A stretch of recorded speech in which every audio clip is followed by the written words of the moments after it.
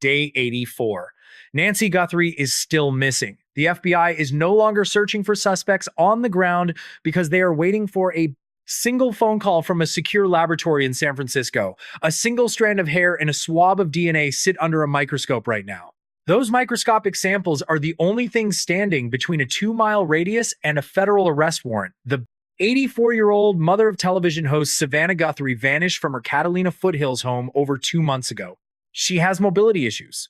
She requires daily medication to survive. Time is not just passing in this case. Time is violently running out. The public narrative suggests this is a cold case. The forensic reality is a frantic countdown. The media has grown quiet. The news vans have left the neighborhood. But the silence is deeply deceptive. Federal agents already have a name. They have a specific location. A heavily armed SWAT team has already moved on a house. This house sits exactly 2 miles from the crime scene. They took a man into custody. He is an alleged suspect in this disappearance, yet no formal charges have been filed against him. Why is there a delay? The legal system requires absolute biological certainty. Circumstantial digital footprints are incredibly strong, but they are not enough for a federal kidnapping charge. Investigators need that undeniable genetic match.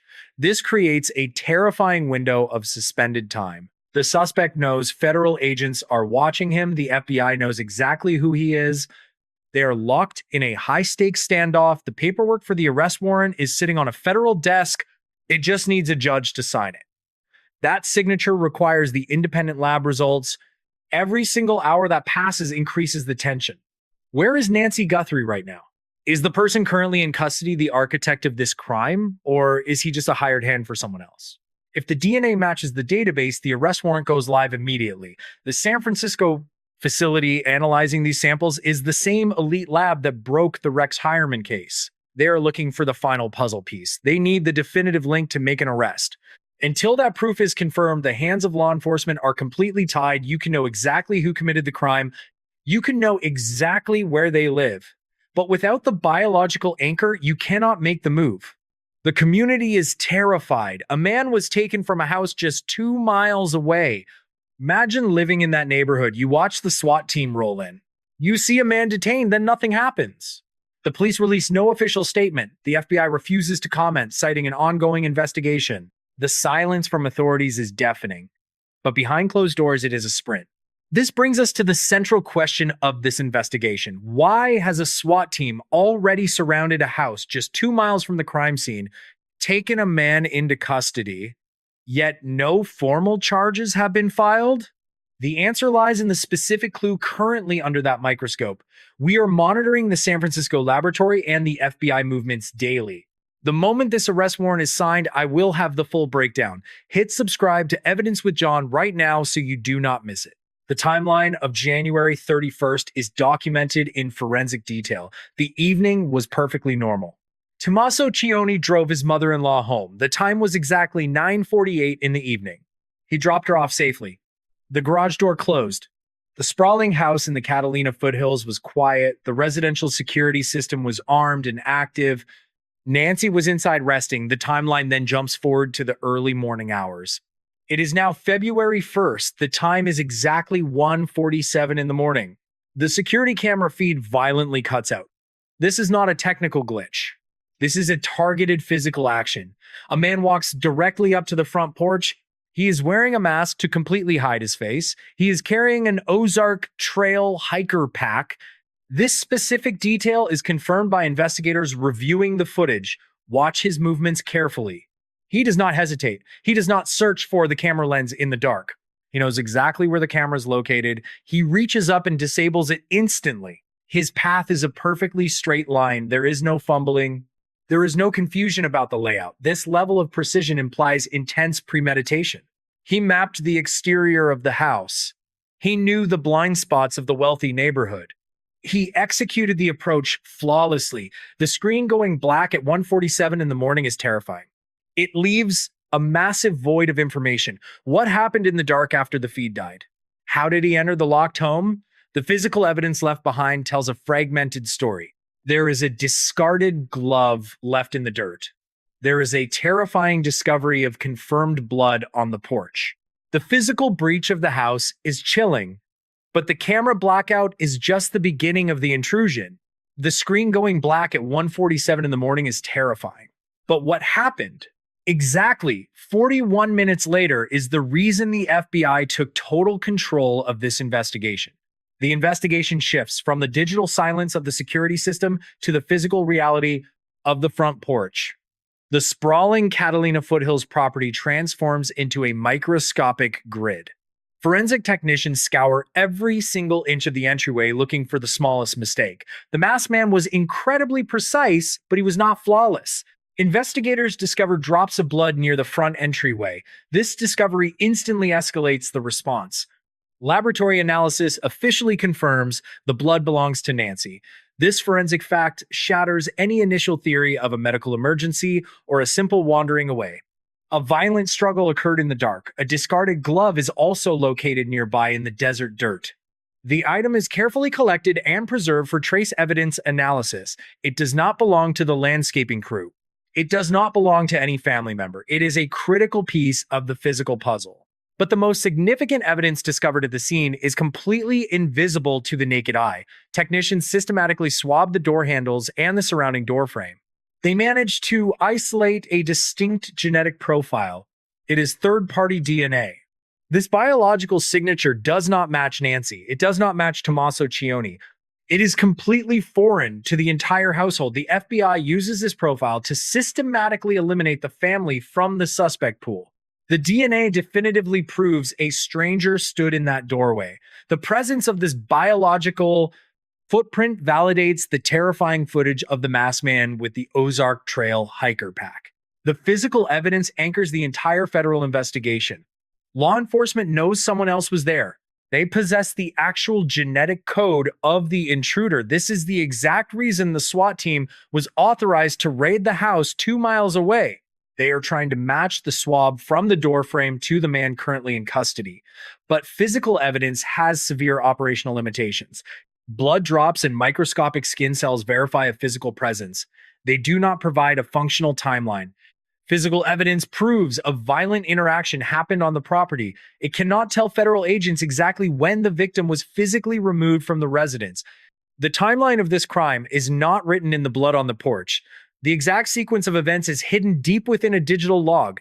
The physical breach of the house is chilling, but the digital intrusion reveals the true calculation of the suspect. The camera went violently dark at exactly 1:47 in the morning. Investigators know exactly what happened 41 minutes later. Nancy requires a pacemaker to regulate her heartbeat and survive. This vital piece of medical equipment is not just a simple piece of hardware. Modern pacemakers are complex digital transmitters. They continuously communicate with cellular devices via localized networks. The medical application on her cellular phone logs this connection every single second of the day. This continuous ping creates a reliable digital heartbeat. Federal cyber investigators pull the data logs directly from her cellular provider. The data tells a terrifying story of the night she vanished. The pacemaker pings the phone normally throughout the late evening hours. The signal remains strong and steady while the house is completely dark. The exterior security camera is already disabled. The masked man is already inside the perimeter. Then the data pattern violently breaks. The timestamp on the log reads exactly 2:28 in the morning. The medical application registers a total loss of connection. The pacemaker abruptly stops communicating with the cellular device. The digital heartbeat goes entirely silent. This exact minute marks the precise moment of the abduction. Wireless connections have a strict physical range limitation. The sudden disconnect means the cellular phone and the medical pacemaker were rapidly separated by physical distance. The intruder forced an 84-year-old woman out of her home into the dark night. He made a highly calculated decision to leave her cellular device behind inside the house. He knew the phone functioned as a tracking device. He understood the danger of global positioning satellites pinging his escape route. He deliberately severed the digital connection to completely blind law enforcement. This is not the erratic behavior of a random neighborhood burglar. A standard thief steals high-end electronics and jewelry. A standard thief does not care about the proximity of a medical application. This specific suspect understood the digital footprint of his victim. He executed a highly specialized extraction. Did he simply force her to drop the phone on the floor, or did he deploy a sophisticated signal jammer to isolate the medical device before moving her out the door? Both potential scenarios require a chilling level of technical sophistication. This single digital clue entirely redefines the threat level of the suspect. The FBI realizes they are hunting a ghost who understands modern surveillance and data tracking. This is why the arrest warrant requires absolute biological certainty from the San Francisco laboratory. The suspect is too smart to be caught on circumstantial technicalities alone. We are tracking every single development regarding this digital footprint and the looming federal arrest. Hit subscribe to Evidence with John right now, because the federal response to this specific technical clue is absolutely unprecedented. The investigation faces an immediate storm of digital noise. Anonymous messages flood the Guthrie family devices. These messages are relentless and cruel.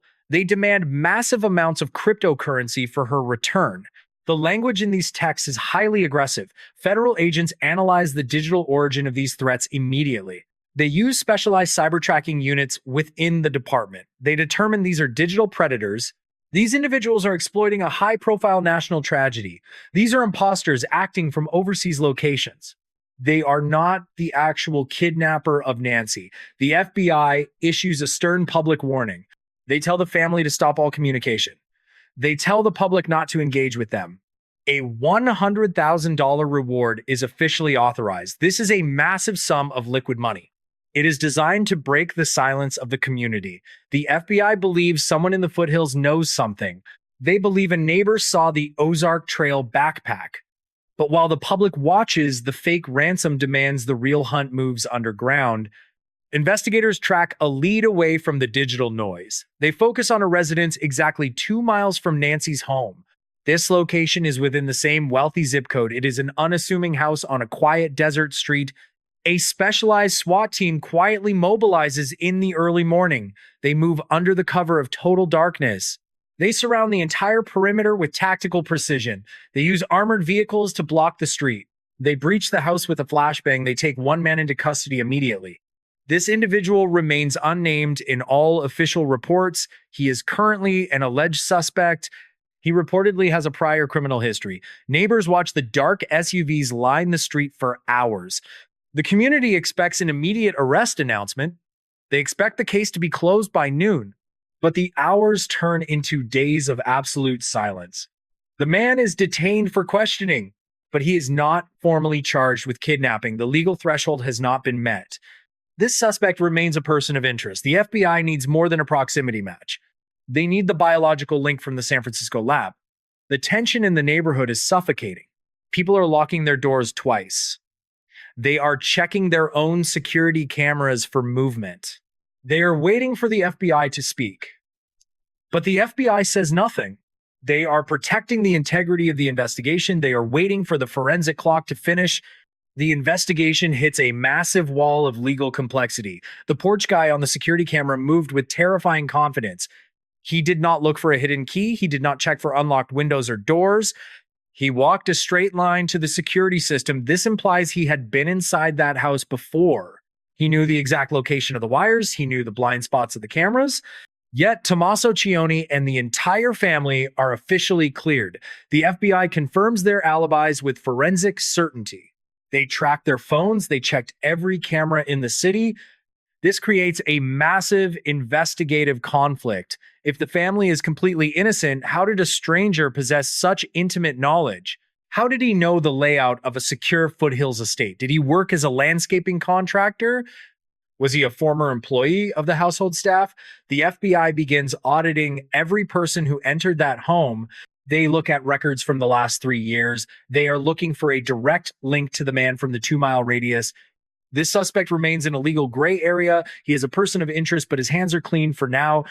The physical evidence from the porch is currently inconclusive. The third-party DNA is a match for a profile, but that profile does not have a name in the national database. It is a ghost in the system. This is why the San Francisco lab is critical. They are using advanced genetic genealogy. They are building a family tree for that DNA swab. The FBI is forced into a tactical silence. A gag order is in place to prevent leaks. No one is talking to the press. The tension in the Catalina Foothills is at a breaking point. Every resident is looking at their neighbor with deep suspicion. The clock is still ticking for Nancy. Every second she is gone, the odds of a safe recovery drop. The FBI needs one specific link to bridge the gap. They need to connect the man in custody to the porch. They need to connect the porch to the San Francisco results. This is a game of legal chess.